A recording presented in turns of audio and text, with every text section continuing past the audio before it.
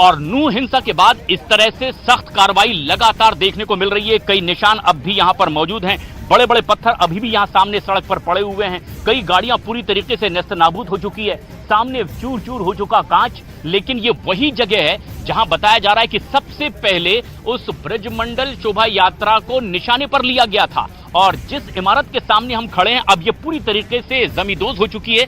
बस कुछ मिनटों पहले ही इसे जमींदोज किया है नूह प्रशासन ने। सहारा होटल है ये और पूरी तरीके से अब ये नेस्तनाबूद हो चुका है। 4 मंजिला ये होटल पूरी तरीके से जमींदोज हो चुका है। हमारी ही नजरों के सामने नूह प्रशासन का बुलडोजर इस पर चला है। बताया ये जा रहा है कि यही वो चौराहा है जो सामने से सीधे उस नल्हड़ शिव मंदिर की ओर जाता है और शिव मंदिर के लिए जब ये शोभा यात्रा आगे बढ़ रही थी तब इसे निशाने पर लिया गया। आरोप ये लग रहे हैं कि इसके लिए बाकायदा पूरी योजना बनाई गई थी और योजनाबद्ध तरीके से इस पर हमला किया गया है। इसकी तफ्तीश भी चल रही है, साथ ही साथ एक्शन भी जारी है और इस वक्त एक बेहद अहम और बड़ी खबर भी आ रही है। अब सख्त कार्रवाई और ऐसे में बजरंग दल के नेता की हत्या के मामले में एक स्थानीय नेता जावेद अहमद पर एफआईआर दर्ज की गई है। बताया जा रहा है कि ये जावेद अहमद तकरीबन 200 लोगों की भीड़ की अगुवाई कर रहा था। दरअसल बजरंग दल के ही एक नेता की हत्या की गई है और उसके बाद बजरंग दल के नेता के दोस्त ने एफआईआर दर्ज करवाई है जावेद अहमद पर, जिस पर अब पुलिस ने कार्रवाई शुरू कर दी है।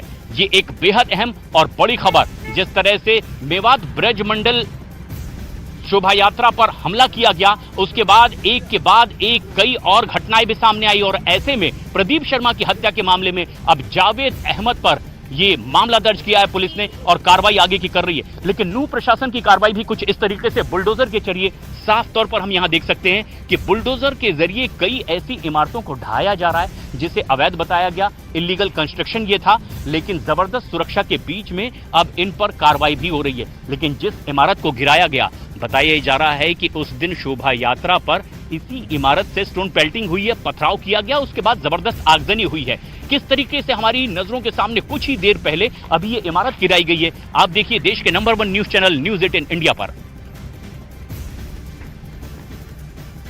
हरियाणा के नूह में 31 जुलाई को हुई हिंसक वारदात के बाद अब प्रशासन की सख्त कार्रवाई देखी जा रही है और ये देखिए अब यहां पर आज लगातार तीसरे दिन भी बुलडोजर का एक्शन देखने को मिल रहा है। प्रशासन की ओर से ये जानकारी मिल रही है कि जितने भी अवैध निर्माण हैं और हिंसा में शामिल ऐसे लोग जिनका आपस में कोई कनेक्शन है और इससे पहले भी इन्हें नोटिस दिया गया था, बताया जा रहा है कि अब ऐसे ऊपर सख्त कार्रवाई के आदेश मिले हैं और उसी के तहत ये तोड़क कार्रवाई, बड़ी बड़ी मशीनें पहुंच चुकी है। G+3 3 मंजिला ये होटल और इसको अब जमींदोज करने का काम लगातार जारी है और ये देखिए एक एक कर अब तेजी से हर छत को ढाने का काम जारी है। अगले हिस्से पर सबसे पहले बुलडोजर चलाया और उसके बाद पिछले हिस्से से भी लगातार इस पूरी इमारत को जमींदोज करने का काम नूह में जारी है। और ये तस्वीर आप देख रहे हैं किस तरीके से नूह में 31 तारीख को जो हिंसा भड़की थी उसके बाद अब सरकार ने एक्शन लेना शुरू किया है। प्रशासन की सख्ती कुछ इस तरह से अब देखने को मिल रही है और अब अवैध निर्माण पर चल रहा है ये बुलडोजर वाला एक्शन और ऐसे में कई बड़ी कार्रवाई, नूह की कई और ऐसी ही अवैध इमारतें जिस पर एक्शन लिया गया है, इसी तरह से जमींदोज किया जा रहा है।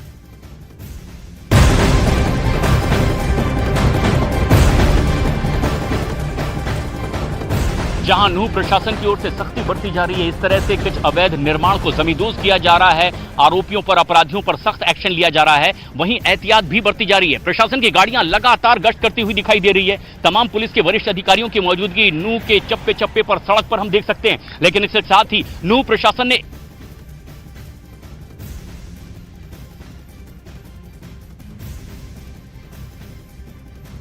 तो लगातार तस्वीरें आप तक पहुंचा रहे हैं। हरियाणा के नूह में जिस तरीके से ताबड़तोड़ एक्शन जारी है और बुलडोजर कार्रवाई चल रही है उसकी तस्वीरें आप तक पहुंचा रहे हैं। इस बीच आपको बता दें कि हिंसा की जांच के लिए एसआईटी टीमों का गठन किया जा चुका है और स्पेशल टीम जो है वो जांच कर रही है इस पूरे मामले की।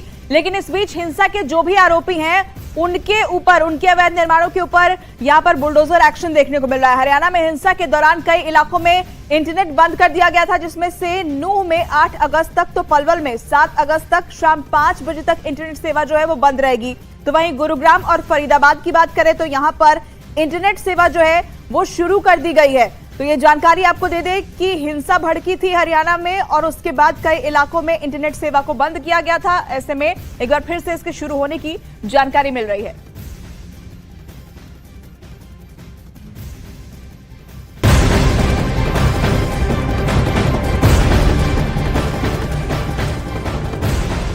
और हरियाणा में हुई हिंसा के बाद अब हालात सामान्य हो गए हैं। नूंह में 6 दिन बाद भी कर्फ्यू जारी है। हालांकि कर्फ्यू में 3 घंटे की ढील जरूर दी गई है। वहीं हिंसा के आरोपियों को पकड़ने के लिए पुलिस की ताबड़तोड़ कार्रवाई जारी है।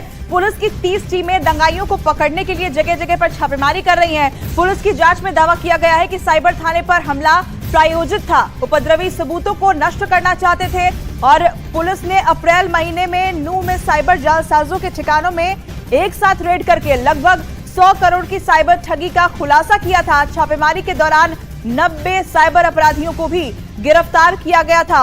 और ऐसे में इस थाने पर जब हमला हुआ तो उसे लेकर यह जानकारी सामने आई है कि यह हमला प्रायोजित था, यानी पहले से सब कुछ यहां पर प्लानिंग की गई थी। तो हरियाणा में हुई हिंसा पर एक्शन भी लगातार देखने को मिल रहा है, लेकिन इस दौरान कई खुलासे भी हो रहे हैं। पुलिस की 30 टीमें फिलहाल छापेमारी में जुटी हैं और साइबर थाने पर जो हमला हुआ था उसे लेकर भी कई नई जानकारियां सामने आई है कि सबूतों को मिटाने के लिए इस हमले को अंजाम दिया गया था। हरियाणा से बड़ी खबर हम लगातार आपको बता रहे हैं और इस बीच तस्वीरें आप देख लीजिए। वहां पर शांति व्यवस्था बनाए रखने की भी पूरी कोशिश लगातार जारी है।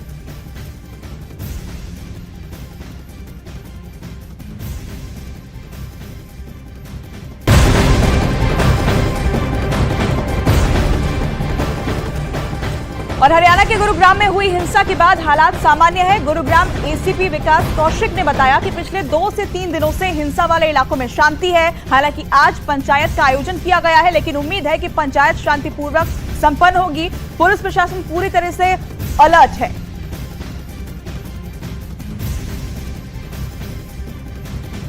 पिछले 2-3 दिन से गुड़गांव में बिल्कुल शांति है। किसी प्रकार के कोई ऐसी इंसिडेंट की रिपोर्टिंग नहीं हुई है और आज भी जो ये पंचायत है ये पूर्णतः शांतिपूर्ण रहने की हमें उम्मीद है और सभी पक्षों से हमारी बात भी हो चुकी है और सभी ने आश्वासन दिया है कि शांतिपूर्ण ढंग से पंचायत की जाएगी।